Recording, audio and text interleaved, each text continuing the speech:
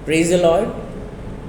मैं शिवशंकर तिवारी आप सभी का इस चैनल पर हार्दिक अभिनंदन करता हूँ। आज हम एक विषय को समझने की कोशिश करेंगे कि आखिर क्यों हमारी कलीसिया में कुछ लोग कुछ समय तक आने के बाद उस कलीसिया को छोड़कर चले जाते हैं, और ना सिर्फ उस कलीसिया को लेकिन वो विश्वास से भी पीछे हट जाते हैं, वो बैकस्लाइड हो जाते हैं। तो इसके पीछे आखिर कारण क्या है, क्यों लोग बैकस्लाइड होते हैं, क्यों जो नए विश्वासी हैं, जो बढ़ रहे विश्वासी हैं, वो एक समय के बाद चर्च आना छोड़ देते हैं। इसमें अक्सर होता ये है कि जब हम किसी को प्रभु की तरफ आकर्षित करना चाहते हैं तो हम उससे बहुत ज़्यादा उम्मीद से भरी हुई बातें करते हैं कि आप प्रभु पर विश्वास रखिए, परमेश्वर सब कुछ अच्छा कर देंगे, सब कुछ बहुत बढ़िया हो जाएगा, आपकी बीमारी तो बस ऐसे ही कुछ ही दिनों में गायब हो जाएगी, आपका सारा कर्ज मिट जाएगा, आपके घर में बिल्कुल शांति आ जाएगी।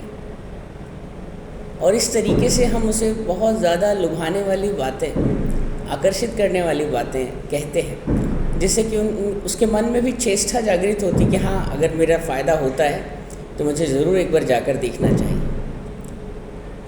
बहुत हद तक शुरुआती दौर के लिए ठीक है, फॉर बिगिनिंग स्टेज, शुरुआती दौर के लिए इस तरीके की बातें करना ठीक है, क्योंकि अगर आप शुरुआत में ही निराशा और परीक्षा और सतावट की बातें करेंगे तो वो कभी भी प्रभु की तरफ कदम नहीं बढ़ाएगा, क्योंकि ऑलरेडी वो टूटा हुआ है। और आप अगर उसे और ज़्यादा निराशा वाली बातें कहेंगे तो वो कभी भी चर्च की तरफ या प्रभु की तरफ आकर्षित नहीं होगा।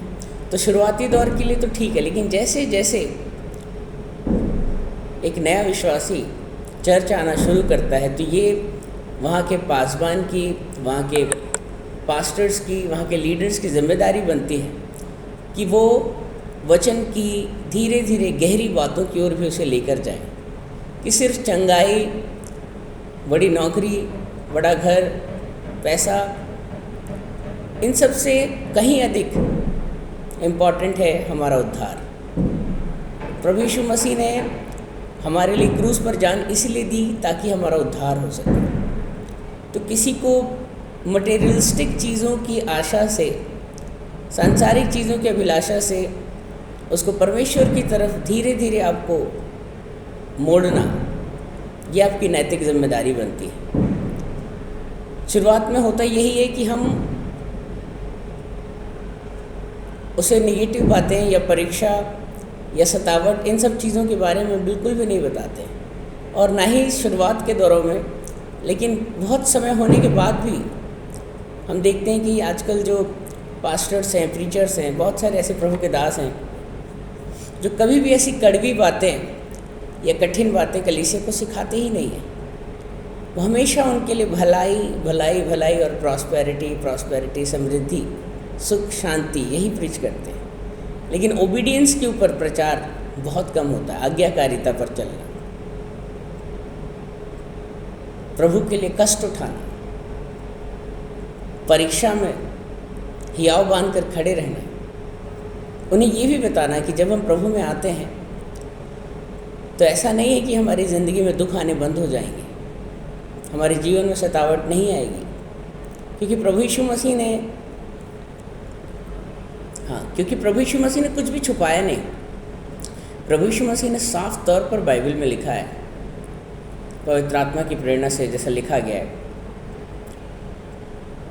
कि बिना सतावट के स्वर्ग राज्य में प्रवेश करना अनहोना है। तुम्हारी ज़िंदगी में सतावट आएगी, ट्रायल्स आएंगे।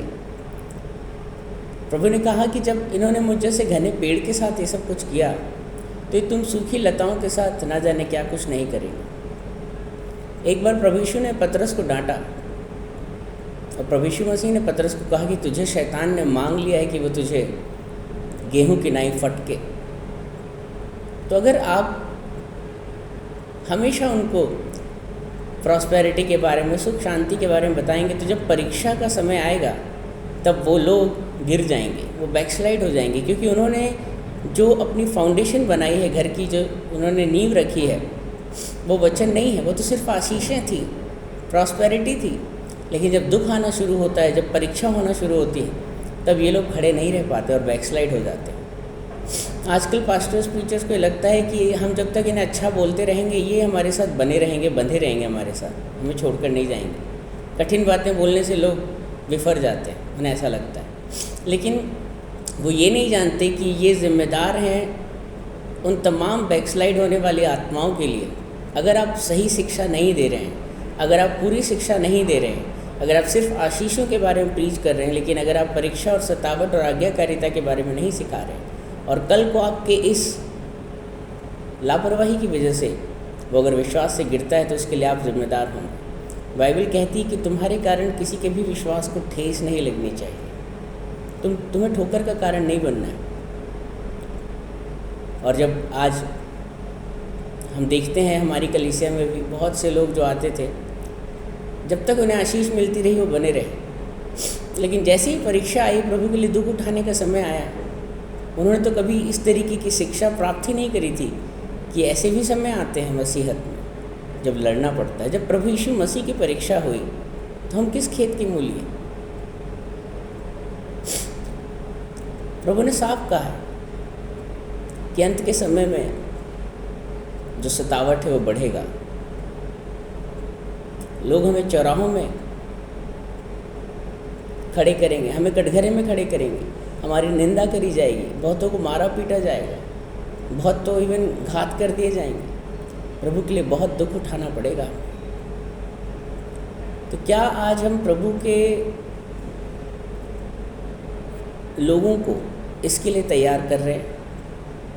इसलिए बाइबल कहती है कि अंत के समय में बहुतों का प्रेम ठंडा हो जाएगा। बहुत से जो अगले हैं वो पिछले हो जाएंगे और जो पिछले हैं वो अगले हो जाएंगे। तो अगर आज कोई भी स्पिरिट बैकस्लाइड हो रही है और अगर आप उसे सही शिक्षा नहीं दे रहे, तो आपको ये समझ में भी आ रहा है कि बैकस्लाइड इसीलिए हुआ क्योंकि इसे मैंने सतावट में खड़े रहने के बारे में, परसिक्यूशन के बारे में, सफरिंग के बारे में कुछ सिखाया ही नहीं। तूफान ज़रूर आएंगे, दुख संकट आएंगे, मसीहत में आने के बाद तो हो सकता है कुछ ज़्यादा आए, लेकिन प्रभु कहते हैं तुम्हें क्लेश और दुख तो होगा इस संसार में, लेकिन ढाढ़स बांधो, मैंने इस संसार को जीत लिया। प्रभु कहते हैं मैं इस संसार के अंत तक तुम्हारे साथ सदैव हूँ। आज ज़रूरी है सही शिक्षा और पूरी शिक्षा देने की। जिस प्रकार से पौलुस कहता है कि मैं तुम्हारे लिए जच्चा सी पीड़ाएँ रखता हूँ ताकि तुम्हें कैसे मैं सिद्ध करके मसीह की दुल्हन बनाकर उसके सामने मैं प्रस्तुत करूँ।